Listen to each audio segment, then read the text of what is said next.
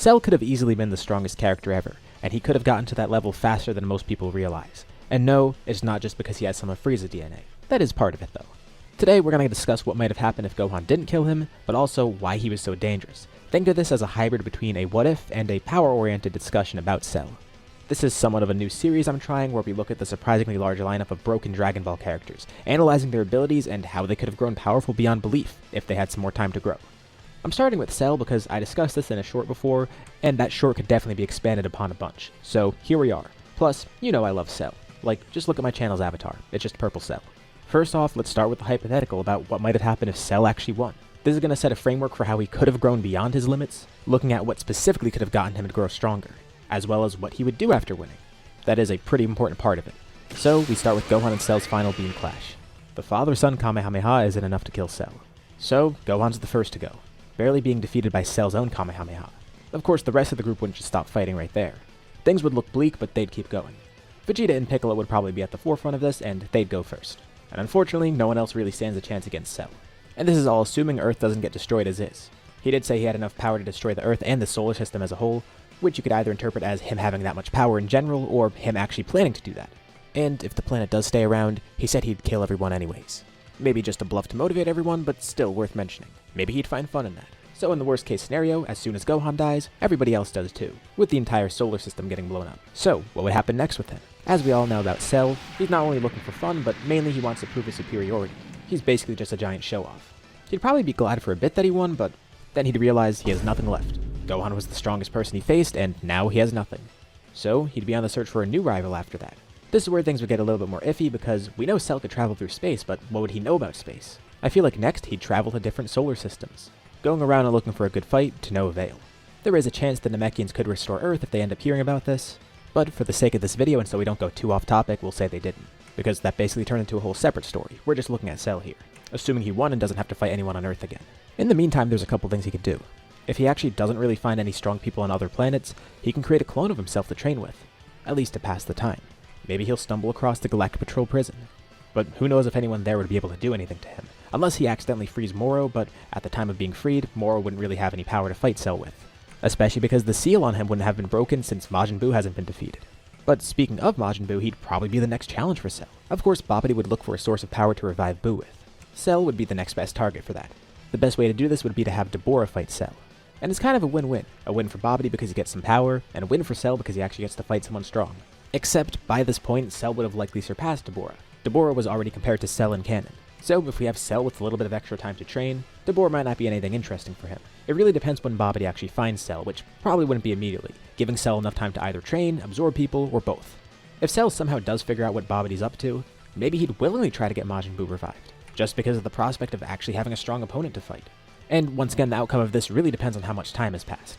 If it's been a few years and Cell actually has grown stronger, Buu might actually be unimpressive to him.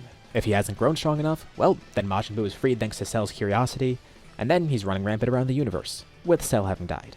But I think the former is a lot more likely, and we'll be getting into the reasons why later on. Because hypothetically, Cell would grow rapidly enough to actually outpace him.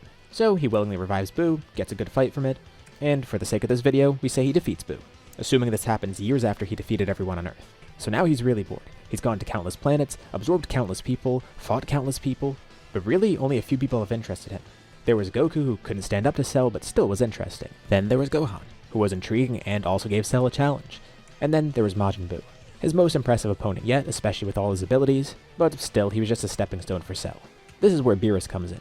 Either he wakes up around the same time as normal, or if he was fated to actually beat Gohan, Oracle Fish might have predicted that and he would have woken up earlier.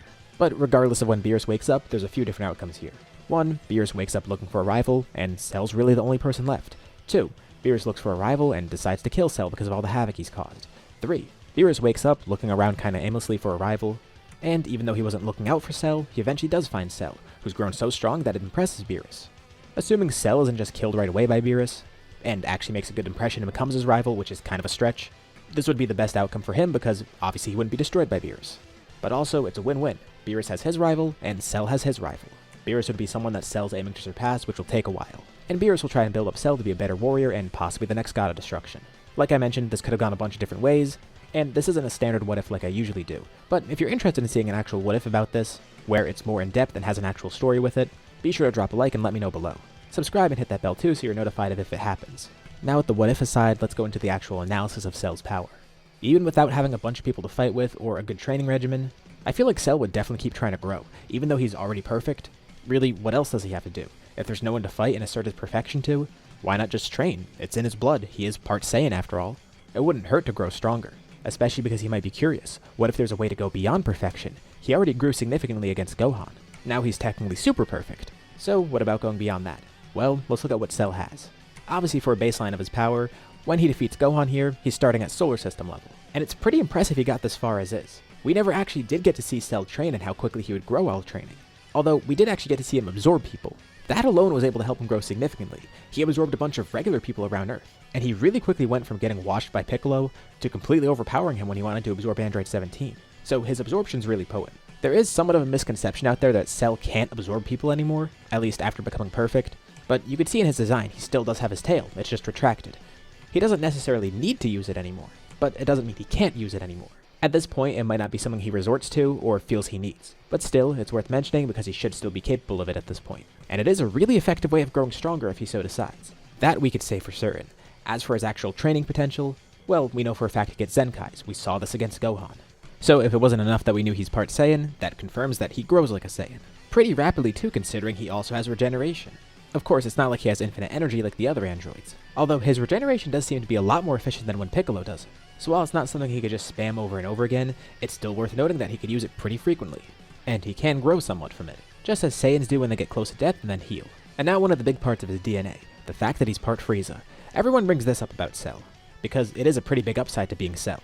As we have seen with Frieza, he grows really rapidly. After being revived, it only took him a few months of training to go into Golden.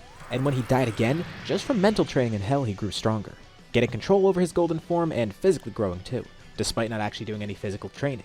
And of course, after training for 10 years on that planet where time flows differently, he was able to get his black form, jumping from being completely sidelined in the Broly movie to one-shotting Goku and Vegeta together in their strongest forms. Granted, this was after they briefly fought Gas, and 10 years is a lot of time to train. In my eyes, this level of growth isn't too excessive, but still definitely worth noting. Plus, Cell does have part of King Cold's DNA as well.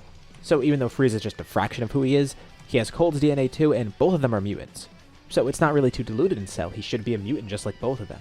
Which should mean he has a level of growth at least comparable to Frieza, at bare minimum. Combine this with the fact that he has the growth potential of Saiyans. He benefits from the Zenkais, he has the regeneration of Piccolo.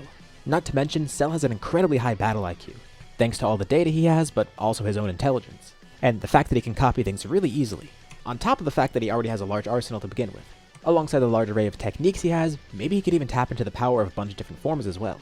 Even if the transformation is not the same as his parts, the fact that every piece of him is able to transform in some way, that should give him some sort of ability to transform beyond his current limit too. Plus, he could probably use different techniques like Kaioken. It would take some practice, but eventually he should be able to learn this. As for forms, well, look at his DNA. Frieza was able to go beyond his limits twice and make his own forms, golden and black.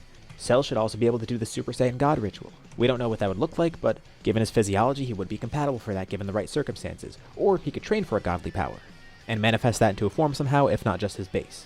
He'd have access to the Namekian fusion, albeit he probably wouldn't be able to do this and would be just better off absorbing the Namekians. Piccolo apparently had a ton of potential as well, so Cell should have that too, even though the data he has from Piccolo is from before he fused with the Kami, but still something worth noting for his potential, and maybe another route of transformations he can unlock. Apparently Cell was such a great project as is that Magenta really wanted to recreate him, and Cell Max was made from what they knew about Cell. He's clearly pretty advanced, and given more room to grow, he would have grown even more advanced.